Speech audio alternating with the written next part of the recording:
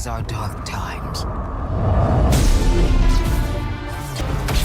The odds are against us.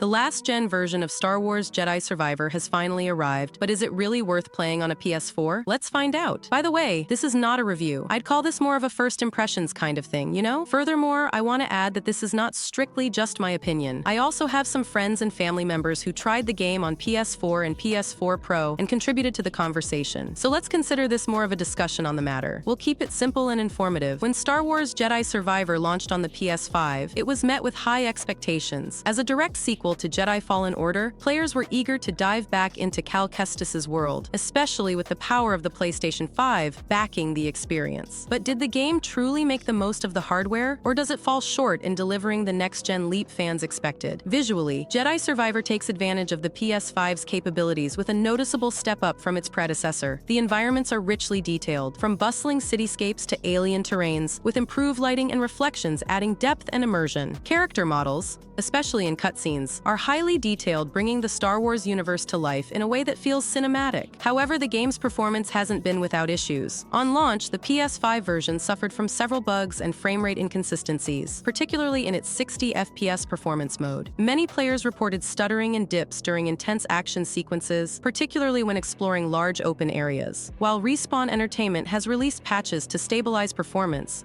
some issues linger, particularly if you're sensitive to frame rate drops. Unless you have a high-end PC, there isn't a perfect platform to play Jedi Survivor on, where you'll get a solid 60 FPS and perfect image quality. But here's the thing, this game was built with current-gen hardware in mind, and it took the developers an entire year to finally bring it to the PS4. Looking at the file size alone tells part of the story. The PlayStation 4 version is just 50 gigs, a third of the original's 155 size. So, where are the sacrifices? One of the first compromises you'll notice is the compressed audio. In the first cutscene, you'll hear that some of the sound effects and dialogue feel like they're being played from a Sega CD. While not all audio is compressed, such as the game's music, a lot of the voice lines and sound effects have noticeably lower quality. It's not game-breaking, but it can be jarring, especially on more densely packed planets like Coruscant, where the compression is most obvious. Once you leave Coruscant for other areas like Kobo, the audio compression becomes less frequent. But when it does crop up, it's still a distracting reminder of the concessions made to fit the game on last-gen hardware. A high-quality audio pack as free DLC could potentially help, but for now, the compromise remains. Another significant issue with the PS4 version is the loading times. Loading a save file will bring up a loading screen unique to these versions of the game, with load times varying depending on whether you're playing on a PS4 or PS4 Pro. If you're playing on a PS5, the load takes around 30 seconds, though this doesn't include the logos and unskippable intro.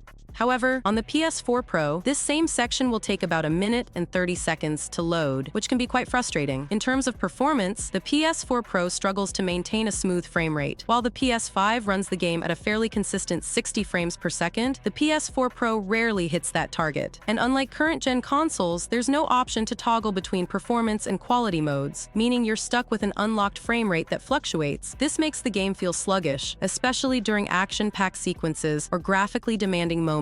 There are also additional load screens in places that don't appear in the PS5 version. For example, entering Grease's bar brings up another loading screen, and while the PS5 handles this relatively quickly, the PS4 Pro takes its sweet time. Oddly enough, even on the PS5, I encountered some crashes during these transitions, so your mileage may vary.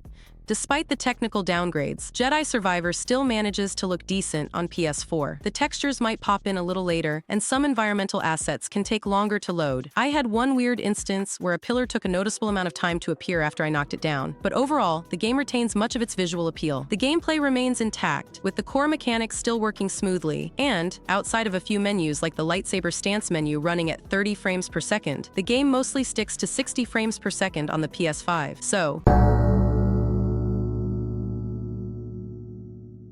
the previous gen version of Star Wars Jedi Survivor has seen significant cutbacks in textures, foliage density, level of detail, lighting, shadows, and various other graphical features. Despite these reductions, the game still manages to look respectable considering the age and capabilities of the PS4 and PS4 Pro. However, it's clear that the sacrifices made to fit the game onto older hardware are noticeable. When it comes to image quality, the PS4 version runs at a dynamic resolution that hovers around 720p. The PS4 Pro improves on this slightly, pushing the resolution to 900p. For comparison, the PS5 version of Jedi Survivor runs at a dynamic resolution of 1080p in quality mode, while dipping to 792p in performance mode. The difference is striking, especially when switching between consoles, with the PS4 versions suffering from softer image quality. In terms of performance, both the PS4 and PS4 Pro versions aim for a 30 FPS target and generally succeed in delivering it. While it's not the smoothest experience, the frame rate is relatively stable, ensuring that gameplay remains functional if not optimal. On the other hand, the PS5 version offers more versatility, with a 30 FPS cap in quality mode and a 60 FPS target in performance mode. The PS5 generally holds to these frame rates, providing a more fluid and responsive experience, especially in performance mode. If you're playing on PC or looking to upgrade, there's good news on that front too. A new patch for Star Wars Jedi Survivor is now live, bringing a variety of performance and quality of life improvements to the game, especially for PC players. Patch 9 focuses heavily on performance, introducing frame rate boosts across different hardware configurations and addressing several sources of hitching. For those with high-end hardware, the update optimizes ray tracing for better CPU usage and allows the game to scale more effectively on powerful GPUs. One of the more notable updates is the removal of de novo DRM, a controversial digital rights management tool that has often been blamed for performance issues. With its removal, PC players are reporting an improvement of up to 20 frames per second in certain situations, making the game much more enjoyable on a wide range of systems. Is the PS4 version worth it? Only if you have no other option. While the PS4 port isn't terrible, it's clear that this game was designed for more powerful hardware. The loading screen's audio compression and frame rate dips make for a compromised experience, though it's not unplayable by any means. However, if you have access to a PS5 or are considering upgrading, that may be the smarter choice in the long run. The game is much more stable and enjoyable on current-gen consoles, and the extra graphical fidelity and performance enhancements will make the experience significantly smoother. Bottom line, Star Wars Jedi Survivor on PS4 is a serviceable experience, but it's not the definitive way to play. Dare I say, it feels more like a cash grab than anything else. But hey, that's just my opinion. What do you think? Have you tried the game yourself? Do you think this is an attempt of cash grab, or you think it's great that they could port it to the last-gen consoles? I'm actually really curious to see what you think of this port in case you tried it and still rocking that triple tuna sandwich PlayStation. Let's continue talking in the comments section. And as always, a like on the video is more than appreciated.